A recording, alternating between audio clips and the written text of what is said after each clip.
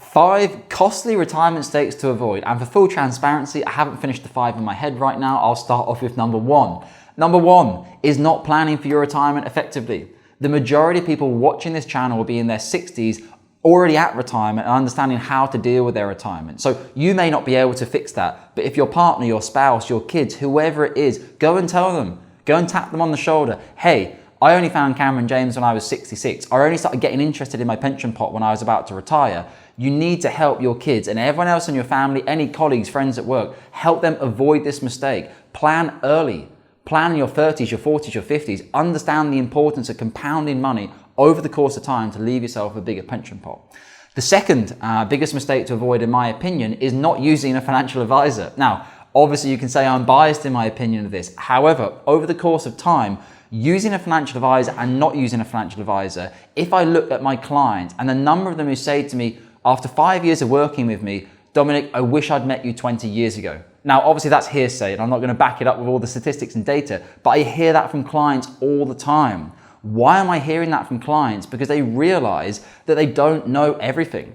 How can you possibly have a job, raise a family, move house, travel, do whatever it is you want to do in your life, and also be an absolute expert at everything to do with financial planning in the UK?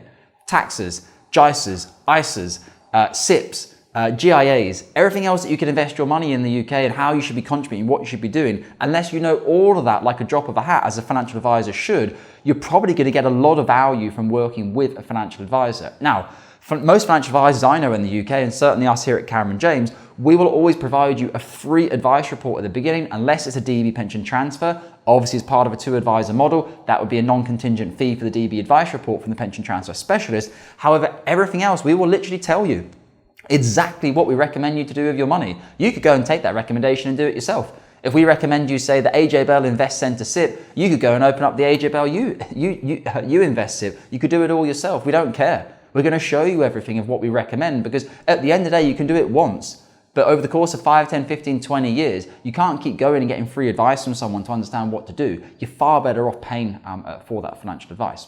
The third biggest mistake I would say that people make, especially when they reach retirement, is not holding enough equity.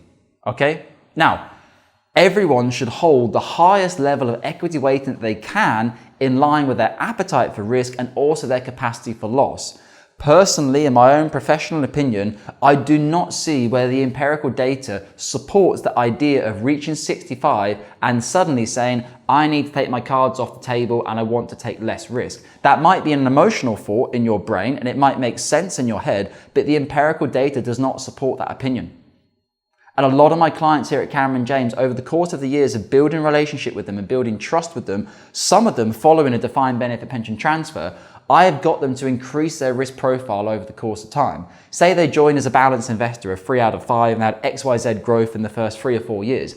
I'm then saying to them, look, this is our 4 out of 5 and our 5 out of 5 portfolio. That's how it performed over the same period as your 3 out of 5. Now, past performance is no guide to future performance. Equity markets can go up as well as down. Just because portfolios perform well in the past 3 to 4 years is no guarantee that it will in the future. However, the long-term trend of the equity market is up. If you look at the global average of the FTSE, the S&P 500, equity markets continue to grow far more than in comparison to cash deposits. So you should be taking on as much equity weighting as you can.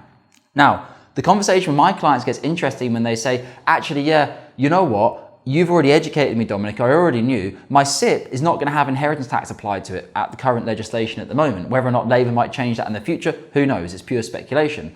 But they might say, Dominic, I'm actually planning to pass this on to my kids. For me, I'm like, woohoo. So how old are your kids? Right, my kids are XYZ and XYZ. Okay, you're 65, life expectancy probably in your 80s as a normal person in the UK. We've got 20 years to invest this money. So really, we should be thinking of what is the risk profile of your 30-year-old kids. We should be using their risk profile, if you wanted to, on your pension pot because you're planning to pass the money on to them.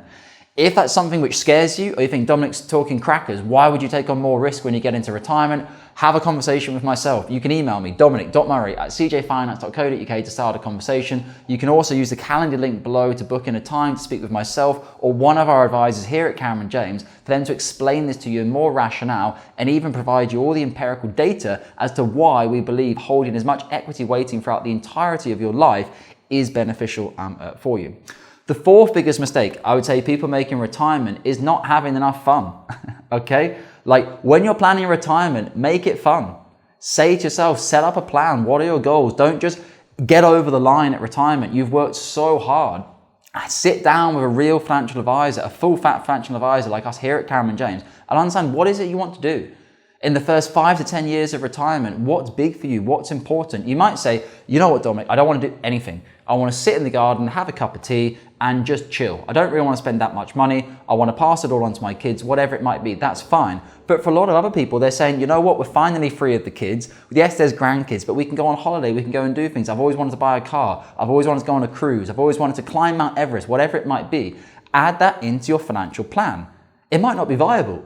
I might have to come back to you, or my advisor come back to you and say, look, we've run the Voyant cash flow modeling. You actually can't afford a Ferrari because if you did buy the Ferrari and it's going to depreciate, it's not necessarily the best investment, you're not necessarily going to be able to afford the level of retirement that you want. So we would potentially advise you against doing that, even though it is your money and you can continue to do it. And the fifth and final reason I would say to avoid mistakes in terms of your retirement planning is to think that cost is the only thing which is going to affect you. There's a lot of media publicity at the moment. Keep your costs as low as possible. Yes, absolutely. If you could pay a financial advisor 0% per annum, you would all have a financial advisor, or I would say a large majority of you have a financial advisor. Because you have to pay 1% to have a financial advisor per year, a lot of people will say, well, over the course of 20 years, that's going to be 20% lost in fees, compounded over the course of time. My money will grow far more if I didn't have a financial advisor. You just simply can't say that.